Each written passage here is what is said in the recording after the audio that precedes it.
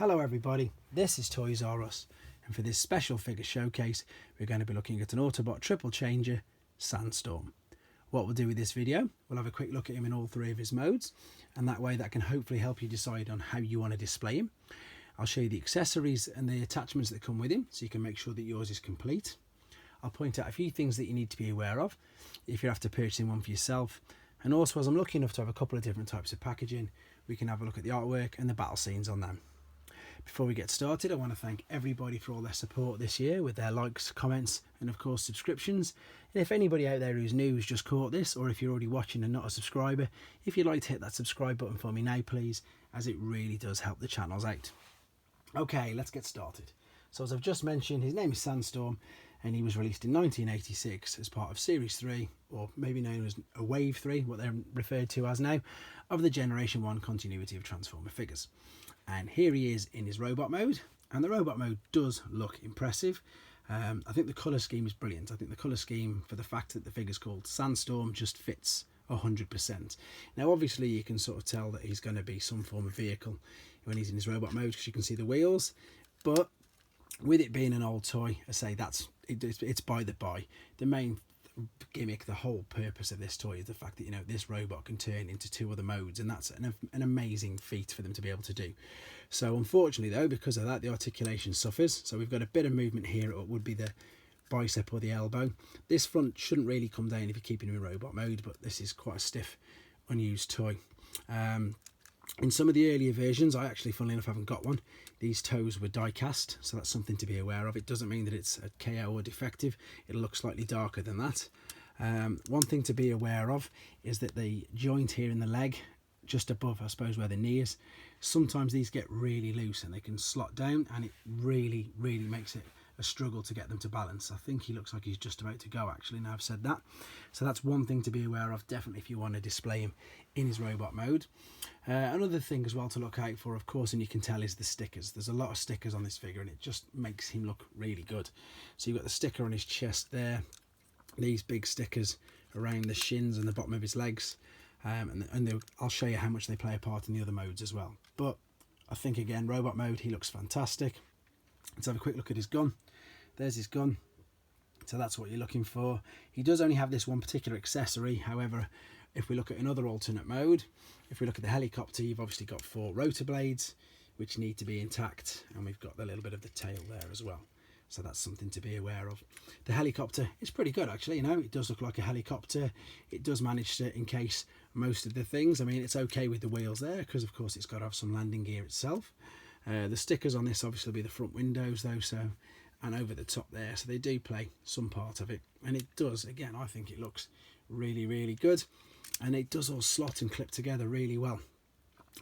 So that's the helicopter mode. The Dune buggy mode is brilliant. It is brilliant. It looks really good. Great use of the stickers. Excuse me. Great use of the stickers, and then you've got a bit of chrome here as well that's pretty much covered up on every other mode. So it's not too important unless you want to display it in this particular mode. But that's obviously the back of his head. There you go.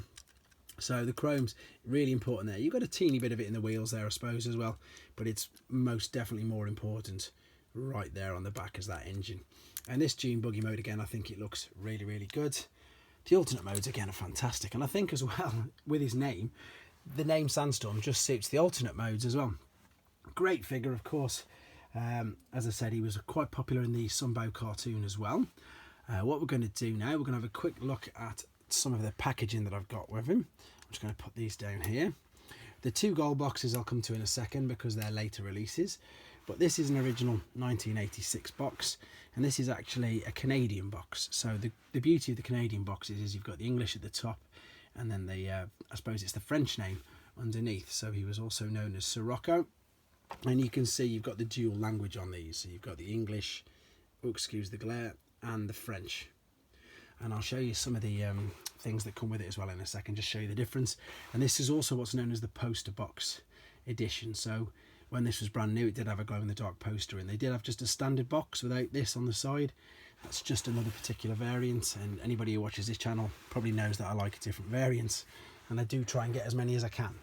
Before we have a quick look at the back then, again, you've got the dual language at the top, and in the tech spec. But this battle scene is brilliant. It's very, very famous. It's on, you know, a lot of the 1986 boxes of the Transformers, and you've got the two Titans, Metroplex and Tripticon up at the back there. And again, it just looks really, really good. So for those of you who are a bit unfamiliar with the Canadian boxes, they came, as I say, with the dual language, and that's the same as the instructions there. So you've got, again, English and French, and basically that's it. It just came dual language with absolutely everything. So all of this stuff, like the mail away catalogues, there we go. You've got it in French and in English. So this was for the Power Dashers and for the Omnibots. And as far as I'm aware, we didn't get any of them in the UK. And of course, the catalogue as well is exactly the same. You've got the English and the French as well. So if you don't know, if you're not seeing them, that's the main differences between all them. We've now got a couple of classic boxes. These were, I suppose they were the first reissues, official reissues from Hasbro straight to Takara. And this came out in 1991, so it's still inside the Generation 1 continuity. And this particular version is the Spanish one, and you can tell that obviously because the language is in Spanish. So we've got 5 años or 5 años, and the rest of the things are the same. So the instructions for the transformation at the top is there. This is mint and seal box, by the way. This is going to be getting sent off for grading, but it's not made it there yet. And I suppose it's not negative, but the big difference between this and the earlier figures is the battle scene on the back is just not as impressive at all. This is basically just an advert. I know they were all adverts, but this is just an advert for the figures that they'd released in the gold packaging. So you've got some of the Autobot cars, Decepticon triple changers, and then a couple of the combining bots as well. Funnily enough, there's Sandstorm. So not the greatest piece of artwork there, but yeah, 1991 Spanish version. And then now we've got the English, again, 1991 version. And let's have a quick look at this. So this, again, the same artwork on the side. Let's have a look at the back. And again, it's all exactly the same. Sometimes they do change the artwork on the back. For those of you interested in this, it is an AFA graded figure, and it got a 75. That's because you can just make it out that it's got a bit of a yellow tinge around the bubble there, unfortunately, which sometimes figures do. And again, I've done a bit of a video on some fading and things like that, so if you're unsure of exactly what it is. But in summary, great figure. I had this when I was a kid, absolutely loved him. See, he's doing the tilt there, that's what I was on about earlier. There's the legs, and I know it's carpet, but it doesn't help. But did you hear that click then? That's just to make sure they're fully all the way down. That is one of the big problems with this figure. And now he won't stand at all. I need an outtakes reel. There we go, perfect. So he displays, I think, really well in every single mode. Maybe the robot looks the best. It's not the easiest to get him to display in. I suppose, if I'm being honest, through the ones that I've managed to accumulate and I suppose buy and sell throughout the years, the helicopter would be the hardest to display because, of course, these blades get chewed up. Let's be honest, they get chewed up, they get broken off, things like that. But we won't go into too much detail on there. It's up to you how you want to display them. I just think the figure's amazing. I'm glad I managed to show you him in all 3 modes. I did do a video on this not so long ago, but it wasn't as detailed as this. But there you go. He is an original Autobot triple changer, 1986 Sandstorm. And I hope you enjoyed looking at him. I hope it brought back some nice memories. And of course, everybody out there, please take care.